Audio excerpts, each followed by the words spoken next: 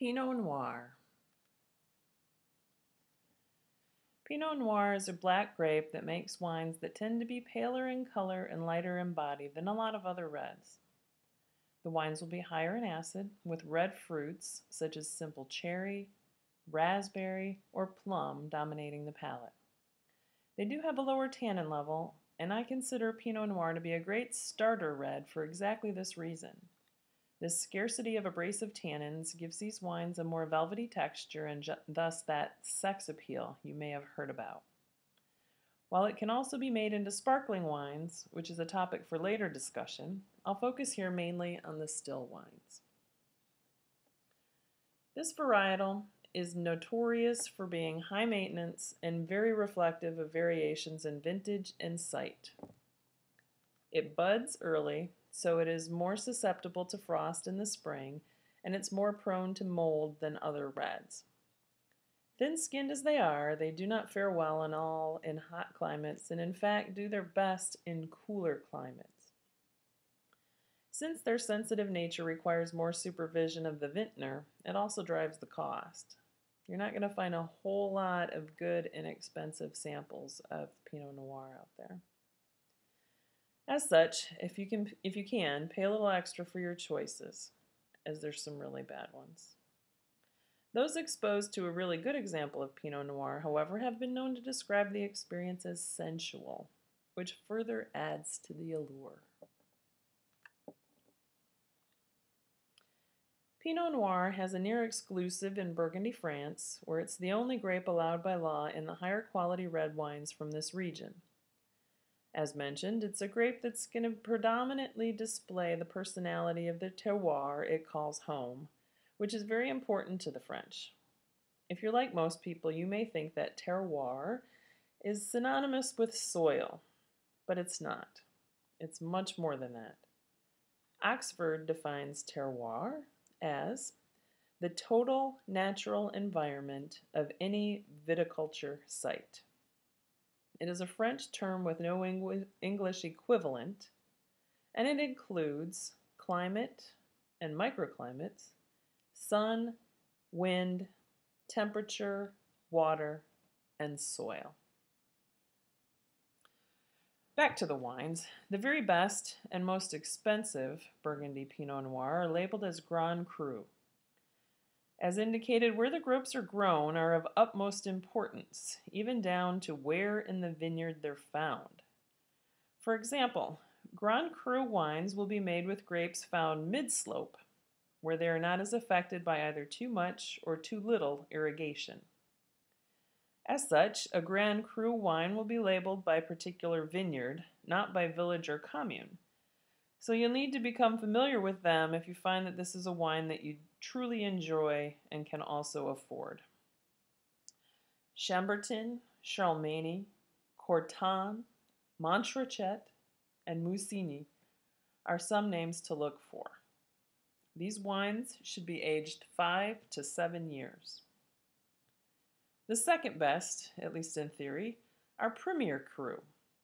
At this level and the next, the wines are labeled by village or commune, so you should familiarize yourself with them if you find this is a variety you enjoy and these are closer to your price point. Some names to look for are Olax Corton, Gevry Chambertin, Nuit Saint-Georges, Pommard, Volnay, and Vosne Romani. Premier Cru wines can come from a single vineyard or a combination of vineyards within a commune. If they come from a single vineyard, you'll see a hyphen. These wines should be aged 3 to 5 years. At the next level are the village wines, and we've already gone over the names to be familiar with.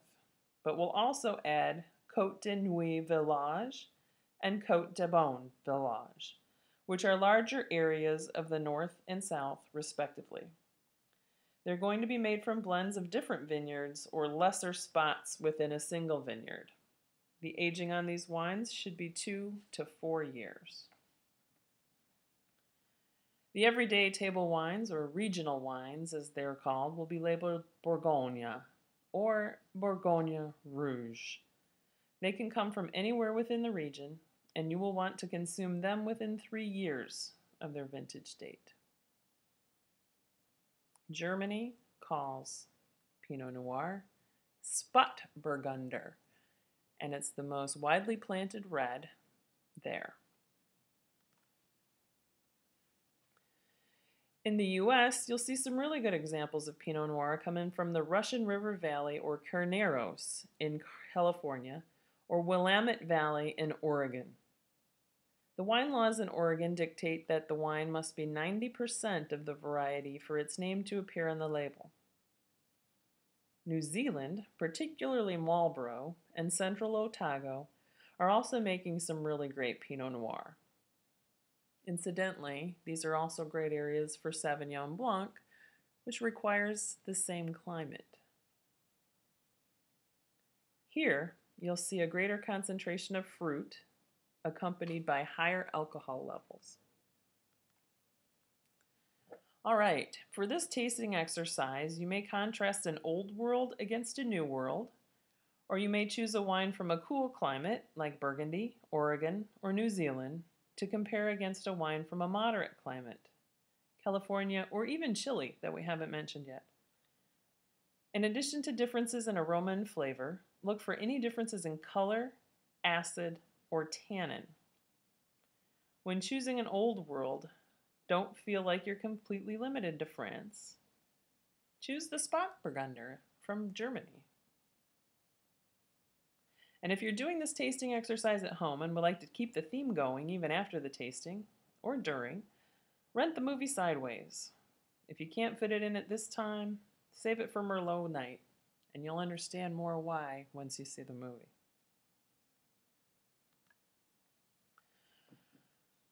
Names or phrases to look for on the label to ensure you're getting a Pinot Noir. Pinot Noir, Bourgogne, Côte de Beaune, Côte de Nuit, Chambertin, Charmagne, Corton, Montrachet, Musigny, Nuit Saint-Georges, Pommard, Volnay, Vosges Romany, Spätburgunder.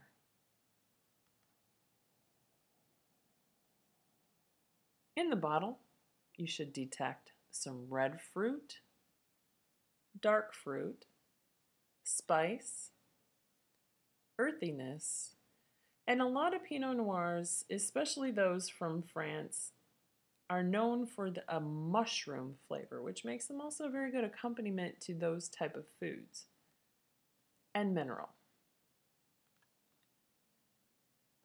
Pairing.